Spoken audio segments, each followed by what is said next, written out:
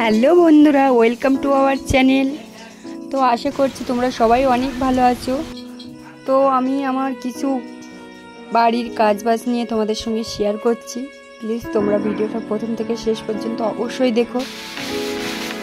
বাড়ির কাজবাজ সামলে তারপরে আমাকে ভিডিও বানাতে হয়। প্লিজ বন্ধুরা আমাকে একটু সাপোর্ট করো।